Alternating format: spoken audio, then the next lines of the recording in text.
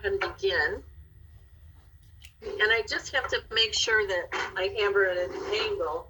I have to kind of sit when I talk to her because we can't be on the same angle. She almost fell out of the chair this morning.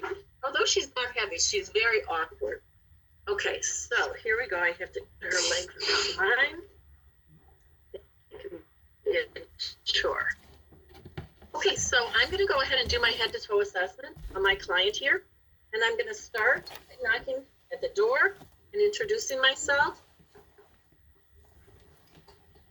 Good evening. My name is Debbie, and I'm going to be your nurse this evening. Can you please tell me your name? Sequoia. Excellent. Sequoia, can you tell me your date of birth? Excellent. Sequoia is 40 years old. Sequoia, I'm going to give us some privacy here in the room. I'm going to be doing a head-to-toe assessment on you. It'll take me about 15 to 20 minutes. Are you comfortable with that? Okay, that time frame is okay? Okay, excellent. I'm going to start by just asking you a couple questions. Number one, Sequoia, do you have any allergy? Specifically, let me ask you, do you have any allergies to any medications prescribed or over the counter? Okay, nothing. How about anything in the environment? Any foods? Okay, good. And latex. We use a lot of latex in our clinic. Have you shown an allergy at all that you know of to latex? You have not. Okay, I also want to ask you about pain. Sequoia, are you having, if I said on a scale of 0 to 10, 0 no pain, 10 being the most pain you've ever had, how would you rate your pain? You're 0. Okay, I'm going to go ahead and get started. So as I've talked with Sequoia just at the introduction here, I've already noted that she appears her chronological age. She's sitting here relaxed. She shows no signs of acute distress. Her facial features are symmetrical. She has a very benign look expression on her face. Her mood seems appropriate to the situation. She's answered me, and I can hear that her speech is articulate, so she has no trouble with speech, and she is alert. Sequoia, I'm going to ask you one more thing. Specifically, I'm going to ask you again, can you tell me your name? Can you tell me where you're at? Can you tell me about what time it is or what day it is? And can you tell me why you're here? You're here for an assessment at the Zavilla Clinic. Okay, excellent. So she is alert and oriented ×4. I'm also, while I'm talking to her, I'm looking for any assistive devices in the room, and I am not seeing anything. Next, I'm going to go ahead and go to her head, face, and neck. With the head number 1, I'm going to start with, I'm going to look at the face and the head, and I see that her facial features are symmetrical. I'm going to actually palpate her skull for any lumps or enlargements, and there's nothing there. I'm going to actually look for any infestation, and I see none. Okay, I would call her skull normal cephalic. And now when I look at her face, I'm going to assess cranial nerve 5. Cranial nerve 5, the trigeminal nerve. Sequoia, I'm going to ask you to close your eyes, and I'm going to touch you with a wisp of cotton. Tell me where you feel. It'll be somewhere on your face. Left cheek. Excellent. Right cheek. Forehead. Chin. Next, I'm going to palpate her masseter muscles, her temporomandibular joint. I'm going to ask her to move her jaw back and forth, clench her teeth. She has full movement. I'm going to give resistance. Now I can say that cranial nerve 5, the trigeminal nerve, is intact. Next, I'm going to assess for cranial nerve 7. Cranial nerve 7, I just want to ask you, can you smile? Can you frown? Can you move your eyebrows up and down? And can you puff your cheeks? Excellent. She moved in all positions. It was symmetrical. Cranial nerve 7 is intact. Next, I'm going to go to the neck, and I'm going to assess the neck, and I see no masses. The trachea sits midline, no deviation. I'm going to assess cranial nerve 11, spinal accessory. I'm going to ask you, can you Excellent. Can you move your face in the direction of my hand? Excellent. And the other way? Excellent. Cranial nerve 11, the spinal accessory nerve, is intact. Next, I'm going to go to the eyes. Sequoia, I'm just going to have you look straight at me. On inspection of the eyes, I see no lesions, no discharge, no redness from the eyes themselves. Next, I'm going to just actually look at her eyelashes and eyelids. Everything looks like the hair is symmetrically placed and they are symmetrical side to side. I'm going to check the conjunctiva and sclera. I'm going to pull down. Conjunctiva is moist and pink. Sclera is china white. And I am seeing that bilaterally. Now I'm going to do Perla. Again, just keep an eye on me. I'm going to shine a light in your eyes. Before I begin, I notice that her pupils are equal and they're round. I'm going to put a light directly on the eye. They react to light directly and consensually. Direct and consensual constriction to light. And now I'm just going to ask you to follow the pen light in. The eyes converge as the pupils constrict. Next, Sequoia, I'm just going to ask you to follow my pen light in 6 directions. Keep your head, don't move your head, keep it straight. Just move your eyes. Superior, lateral, inferior, inferior, lateral, superior. Excellent. Cranial nerves 3, 4, and 6. That would be oculomotor, trochlear, and abducens are intact. Next, I'm going to go to the ears, and I'm going to look for any externally, or anybody, anything. I'm going to look inside. No redness, no swelling, no tear. Bilaterally. No redness, no swelling, no discharge in the ears. I'm going to perform the whispered voice test for cranial nerve 8. I'm going to block one ear. I'm going to say a word, and I want you to see what you hear. Pizza, that's correct. And pasta is correct. Of course, I should be behind her like 12 to 14 inches. I'm just not going to move her around. So I can now say cranial nerve 8, the acoustic or the vestibular cochlear nerve is intact. Next, I'm going to just take a look at her nose. I'm going to start with the external structure of her nose. Her nose sits symmetrically placed on her face. It is straight with no deviation to the right or the left. I see no lesions on the nose. I'm going to go into the internal structures. I see no redness, no inflammation, no discharge, and I see no deviation of the septum. And so that would be normal for the nose. I'm going to check for patency of the nares. I'm going to block off one side. I just want you to breathe in. Excellent. I'm going to block off the other side. Breathe in. Perfect. Do you notice any difference between the right and the left? They're the same. Okay, so I will say that the nares are pink. Next, I'm going to go to the mouth. With the mouth, I'm just going to look at the lips first of all. The lips are pink and moist. I'm going to look inside the mouth.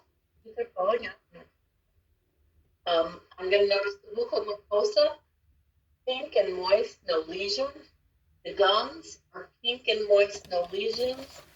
I'm going to look at the palate, pink towards the front, more white towards the back, but I see no lesions, and it's moist. I'm looking at the teeth. The teeth are intact. I see no debris, no cracked teeth, no missing teeth. I'm going to look for the posterior pharynx. And in the posterior pharynx, I see no redness or any discharge. While I'm here, I'm going to check cranial nerves 9 and 10. I'm going to ask you, Sequoia, just to swallow for me. I'm going to observe this swallow reflex in the midline. I'm going to ask you to open your mouth one more time and say ah. And I'm going to look for the rise and fall of the uvula. And the uvula rises and falls in the midline. I'm going to say cranial nerves 9 and 10 are intact. That's the glossopharyngeal and the vagus. And lastly, I'm going to ask you to stick out your tongue. Okay, it protrudes in the midline. I'm going to ask you to move it side to side. Excellent, no problem with that. And now I'm going to ask you to say light, tight, dynamite. Light, tight, dynamite. He articulates her speech well. Cranial nerve 12 is intact, and that's the hypoglossal nerve. Okay? Next, I'm going to do the respiratory system. And before I begin, I'm just going to inspect. And I'm inspecting my client, and it looks like she has no use of any accessory muscles. Next, I'm going to get up and I'm going to auscultate. I'm going to move my stethoscope, the different spots. If you could just take a deep breath and blow it out. And again, I would be doing this under my client's clothes, but I can't. Okay, Sequoia, take a deep breath and blow it out. And again, in and out, and in and out, and in and out, and in and out, and in and out.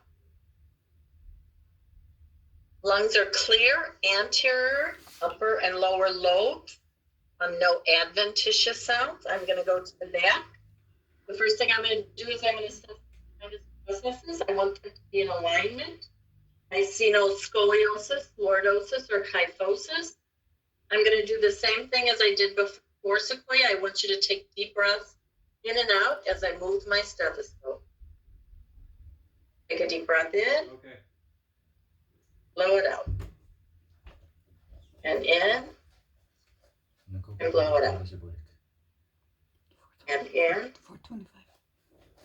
Blow it out. In.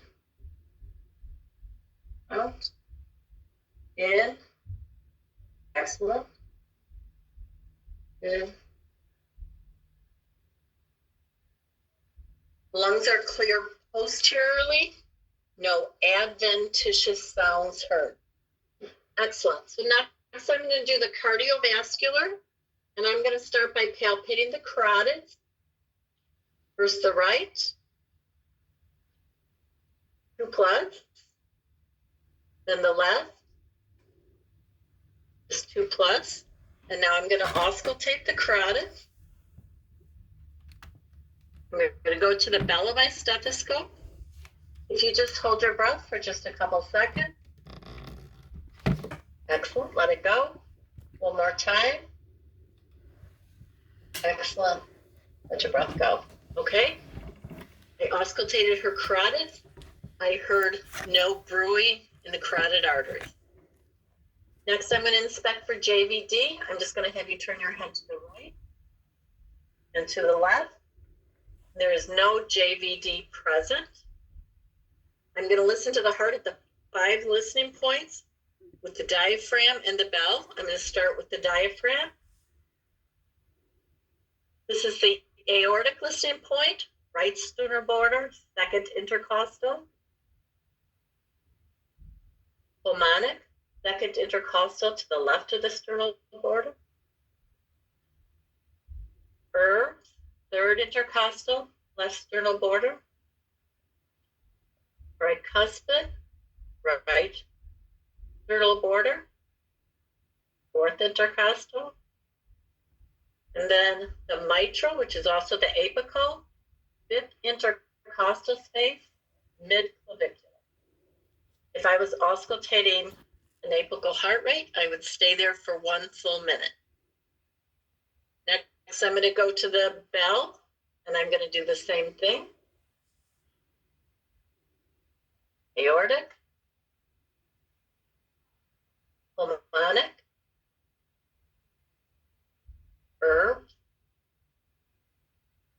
tricuspid, and mitral. I auscultated for S1 and S2, no extra sounds, and no murmurs auscultated. Next, I'm going to palpate both of her radial pulses. I'm palpating for strength, the right and the left. And lift up your arms.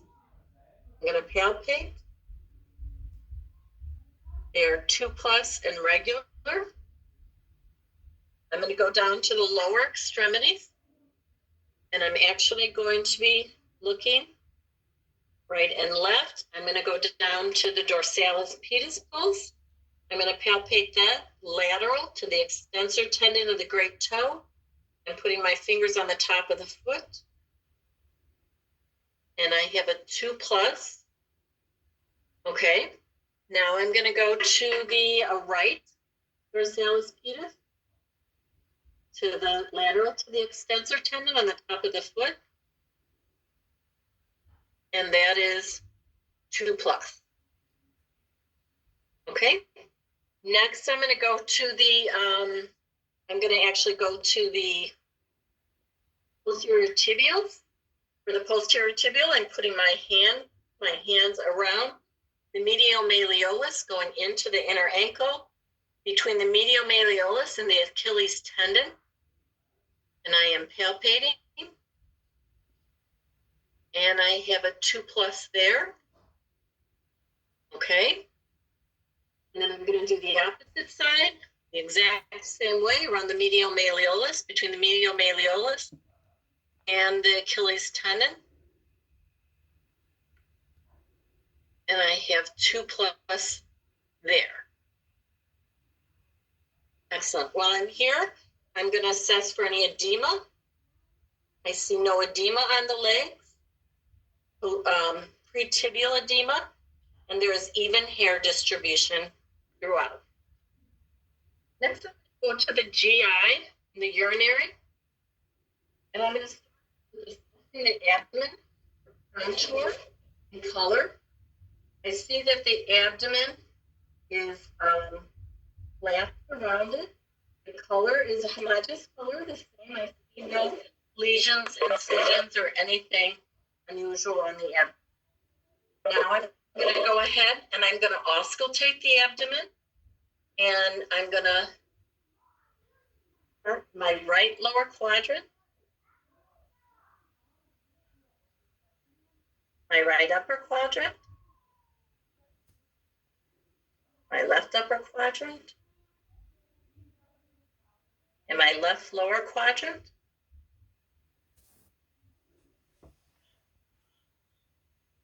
Excellent. Bowel sounds are present in all 4 quadrants.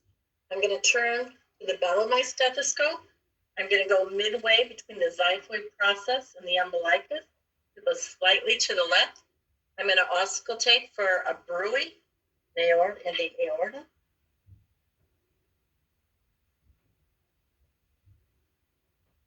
No bruit auscultated in the abdominal aorta. Okay, next I'm going to go and I'm going to go ahead and just palpate the abdomen. And again, I'm going to palpate in all quadrants. I'm palpating for rigidity, tenderness, any distension. Okay, any masses, patient's not guarding. I'm going to palpate over the urinary bladder for distension. There is no distension present. Now I'm just going to ask you, Sequoia, when was your last bowel movement? It was this morning. Okay, excellent. And how about urination? Are you having any problems with urination? Any burning or frequency? No, you're voiding freely throughout the day with no difference. Excellent. I'm going to go to the musculoskeletal system now. I'm going to start with my upper extremities. I'm going to inspect the elbow and the wrist for symmetry. They are symmetrical and contour, which is appropriate to her gender and her genetic makeup. And they are symmetrical. Now I'm going to do range of motion. First, I'm going to do it on your right arm. I want you to put your palm up. I want you to push back and forward, flex and extend. I want you to palm down, flex, extend. It's full range of motion in the right arm. And again, you would be doing this. This would be active. If you had a client, you would be having to pick up their arms like that. I want you to put your palm up, flex, and extend, and palm down, and flex, and extend. Full range of motion of the elbow. The wrist, I'm going to ask you to put your wrist forward, flexion, tension, and deviation. Okay, opposite, flexion, tension, deviation, full range of motion in the wrist. Next, I'm going to go down to the knees and I'm going to inspect for contour and symmetry. They're symmetrical. Contour, again, is appropriate to age and gender. I'm going to ask you just to kick your knee up and pull it back on your right, up and back on your left. Excellent. Now I want you to take your foot, I want you to pull it back towards your nose and push your toes down. Dorsiflexion, plantar flexion. Do the same thing on the left. Dorsiflexion and plantar flexion. Excellent. Next, I'm just going to check for sensation. I'm going to take a cotton ball. I'm going to touch quite a few spots on the leg. Tell me if you feel this and where it's at. I'm going proximal to distal, about the knee, calf, ankle on the left. Excellent. Knee, calf, ankle on the right. Okay, so she has good sensory in her bilateral lower extremities. Okay, next I'm going to do muscle strength. I'm just going to have you put your arms up. I want you to push towards me and pull back against me. Just resist me. Okay, bring full strength upper extremities. I call that a 5. Lower extremities, kick your legs towards me. Okay, and pull back against my resistance. She has full strength on her lower extremities as well. Now I'm just going to ask you just to get up. And I just want you to walk down the hallway and back. And I'm just going to see how you walk. And I observe her and I'll say her gait is smooth and steady and well coordinated. With that, I think I've finished. Sequoia, I think I'm done with my exam. Do you have any questions for me? Okay, before we end, let me just check again. Are you having any pain? On a scale of 0 to 10, no pain? No pain, excellent. I'm going to give you the call light. I'm going to go make notes and actually do some documentation. If you need anything in the meantime, just give me a call. But thank you for letting me assess you today. And that is it.